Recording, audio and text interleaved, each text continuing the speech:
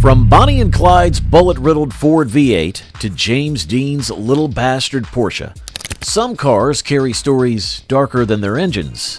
These infamous vehicles aren't just machines, they're symbols of crime, celebrity, tragedy, and legend.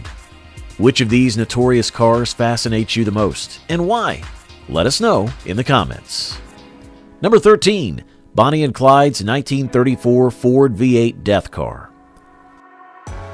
Bonnie Parker and Clyde Barrow's 1934 Ford Model 40 Deluxe 4-door V8 became one of the most infamous vehicles in American criminal history because it served as both their getaway car and the machine in which they died. Clyde Barrow specifically favored Ford's flathead V8 cars for their power-to-weight ratio, durability, and ability to outrun most police vehicles of the era, a preference he famously expressed in a 1934 letter to Henry Ford, praising the V8's performance. The car, a tan Ford Deluxe stolen from Ruth and Jesse Warren in Topeka, Kansas, was being driven through Bienville Parish, Louisiana on May the 23rd of 1934, when a six-man posse led by Texas Ranger Frank Hamer and Louisiana officers staged an ambush. As Bonnie and Clyde approached, the officers opened fire with rifles, shotguns, and pistols, delivering an estimated 130 to 167 rounds.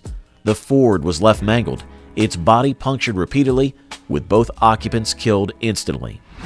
After the ambush, the death car became a macabre attraction, touring carnivals, state fairs, and sideshows for decades.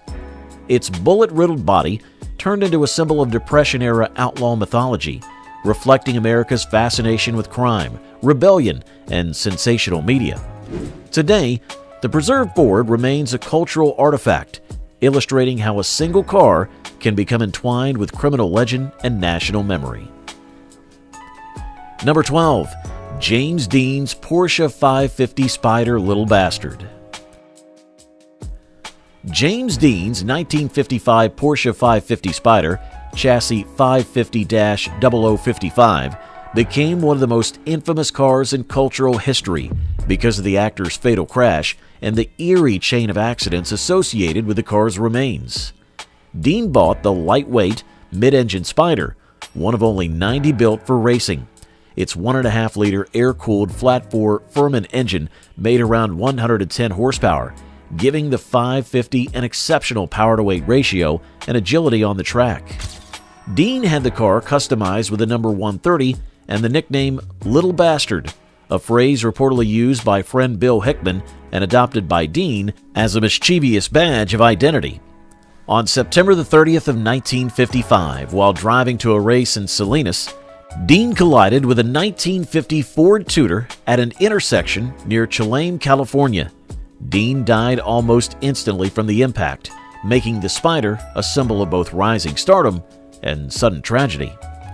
The wrecked car's infamy grew when parts salvaged from it, such as the engine and suspension, were later installed in other racers that subsequently crashed, injuring their drivers. The disassembled car, later used in safety exhibits, was itself reported to have fallen from a display and caused injuries. Though many of these stories are difficult to verify fully, the legend of the cursed Spider endures. Its lasting impact lies in how it fused celebrity, motorsport danger, and myth, creating one of automotive history's most haunting narratives. Number 11. Al Capone's 1928 Cadillac Town Sedan. Al Capone's 1928 Cadillac Series 341 A-Town Sedan has become one of the most notorious vehicles of the Prohibition era because it showcased how America's most powerful bootlegger used cutting-edge automotive technology to evade rivals and authorities.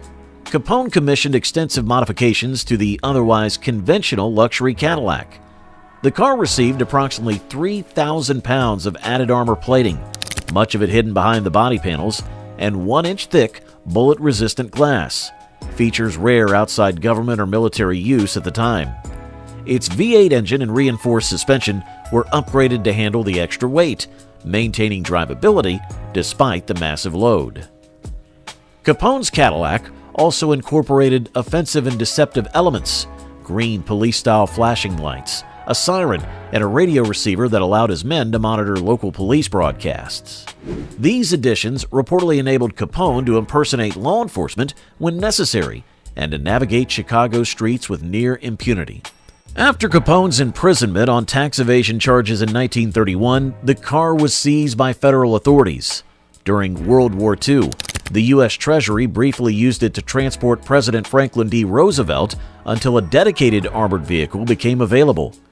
The Cadillac's cultural impact endures because it embodied the intersection of organized crime, early automotive engineering, and the evolving tactics of law enforcement.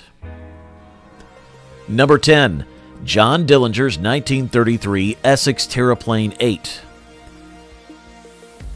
John Dillinger's 1933 Essex Terraplane 8 earned its infamy as one of the bank robber's favorite getaway cars during his violent crime spree in 1933 and 34. Produced by Hudson, the Terraplane 8 was unusually quick for its class, equipped with a 244 cubic inch inline 8 engine producing around 95 horsepower, a strong performance at a time when many police departments still operated slower, heavier patrol cars. Its relatively light body construction and strong low-end torque gave it exceptional acceleration, making it ideal for rapid escapes. Dillinger reportedly admired the Terraplane's ability to outpace law enforcement, and several of his confirmed bank jobs involved stolen Terraplanes. Most famously, he used a 1933 Terraplane 8 in the 1933 robbery of the Central National Bank in Greencastle, Indiana. During another incident in 1933, Dillinger and his gang escaped an FBI stakeout in St. Paul, Minnesota, after a gunfight, with the Terraplane absorbing multiple bullets but still managing to flee, reinforcing the car's reputation for toughness and speed. The Terraplane's association with Dillinger elevated the model from a mid-price performance car to a symbol of Depression-era outlaw ingenuity. Its lasting cultural impact lies in how it highlighted the growing technological gap between criminals and law enforcement, prompting police forces across the country to upgrade their fleets. Today, surviving Terraplanes connected to Dillinger remain part of American crime lore, representing the dramatic intersection of automotive engineering and notorious criminal history. Number 9. Elvis Presley's Stutz Blackhawk. Elvis Presley's Stutz Blackhawk became one of Hollywood's most infamous celebrity cars, not because of crime or tragedy, but because of the extraordinary story surrounding the king of rock and roll and his flamboyant lifestyle. The Stutz Blackhawk, introduced in 1970, was a bespoke ultra-luxury coupe built on a Pontiac Grand Prix chassis but heavily re-engineered with hand-formed Italian bodywork by Carrozzeria Pedane. Early production cars, including Elvis's, featured a highly modified 7.5-liter 455 cubic inch Pontiac V8 tuned for strong low-end torque, along with gold-plated trim, Connolly leather, and exotic woodwork. Costing around $22,000 at launch, far more than a Rolls-Royce, it was marketed as America's most exclusive hand-built car. Elvis bought the second Blackhawk ever produced, the first being the factory prototype in 1970. The car immediately absorbed itself into his legend. He reportedly drove it the day he recorded Burning Love, used it for spontaneous late-night rides around Memphis, and even backed it into a post at Graceland shortly after delivery, an accident widely retold in fan circles. The Blackhawk also became known as one of the few cars Elvis personally washed and maintained. After Elvis's death in 1977, the Blackhawk's notoriety grew. It became a symbol of his excess, charisma, and unpredictable behavior, bridging the worlds of celebrity culture and exotic automotive design. Number 8. O.J. Simpson's 1993 Ford Bronco. O.J. Simpson's white 1993 Ford Bronco became one of the most infamous vehicles of the 20th century when it became the centerpiece of a slow-speed police pursuit broadcast live on June the 17th of 1994. The Bronco, driven by Simpson's friend and former teammate Al Cowlings, carried a distraught Simpson in the back seat after he failed to surrender to authorities following his indictment for the murders of Nicole Brown Simpson and Ronald Goldman. The chase unfolded on Los Angeles freeways at speeds often below 50 miles per hour, with dozens of police cars trailing the Bronco and news helicopters broadcasting the event to an unprecedented national audience, an estimated 95 million viewers. Technically, the 1993 Bronco was a fifth-generation model equipped with a 5.8-liter V8 producing 200 horsepower, paired with Ford's rugged four-wheel drive system. Normally associated with off-road toughness and everyday utility, the Bronco became a symbol of national tension and media spectacle. The vehicle's infamy deepened when the trial became one of the most watched and debated legal proceedings in U.S. history. After the chase, the Bronco was stored for years and later displayed at the Alcatraz East Crime Museum. Its cultural impact is enduring. The Bronco became shorthand for televised drama, celebrity downfall, and the moment America's 24-hour news era fully converged with criminal justice. Number 7. Hitler's Mercedes-Benz 770K Grosser.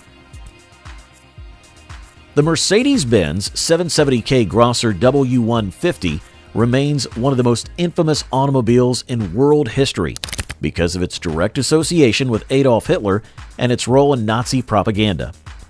Introduced in 1938, the 770K, the K for compressor, was Mercedes-Benz's most powerful and luxurious pre-war model. It featured a 7.7-liter inline-8 engine producing around 230 horsepower with supercharging, an extraordinary figure for the era. Built on a massive chassis with advanced engineering, it was frequently outfitted with armor plating, run-flat tires, and 40mm bullet-resistant glass, making it one of the earliest purpose-built armored state cars. Hitler used several custom 770Ks for parades, diplomatic appearances, and major state events, where the vehicles were deliberately showcased to project power and technological superiority.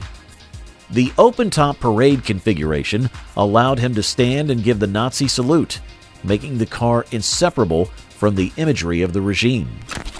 These vehicles were maintained by the Reich Chancellery Motor Pool and were among the most photographed automobiles of the 1930s and 40s. After World War II, several 770Ks linked to high-ranking Nazi officials were captured and later displayed in museums or held in private collections. Their existence sparked long-standing ethical debates about preserving artifacts tied to atrocities. Today, the 770K's infamy lies not in its engineering, remarkable as it was, but in its symbolic role as a mobile stage for one of history's most destructive dictatorships. Number 6. Pablo Escobar's Porsche 911 RSR in his outlaw racing past. Pablo Escobar's connection to the Porsche 911 RSR forms one of the strangest intersections of motorsport and criminal history. Long before becoming one of the world's most powerful drug lords, Escobar was an enthusiastic amateur racer in Colombia during the late 1970s. Among the most notable cars linked to him was a Porsche 911 RSR, an ultra-rare racing variant derived from the 911 Carrera RS and built for FIA Group 4 and Group 5 competition. The RSR featured a 2.8-liter or later 3.0-liter flat six, producing well over 300 horsepower, extensive weight reduction, and widened bodywork for endurance racing. Escobar reportedly drove and later oversaw ownership of an RSR formerly campaigned by Emerson Fittipaldi in the International Race of Champions Series, or IROC. The car's elite pedigree made it one of the most collectible 911s ever built. Under Escobar's orbit, however, it became entangled in Colombia's violent narco era and was eventually seized, changing hands multiple times before undergoing restoration decades later. Escobar's broader collection included numerous high-performance machines, many of which were confiscated, abandoned, or destroyed as his cartel empire collapsed. His racing history contributed to the image he cultivated, a man who treated danger, speed, and risk as part of his daily life. The RSR's lasting cultural impact lies in its dual legacy. It's celebrated as a historically important race car, yet permanently shadowed by its link to one of the most notorious criminals of the 20th century, illustrating how even elite engineering can become embedded in darker histories.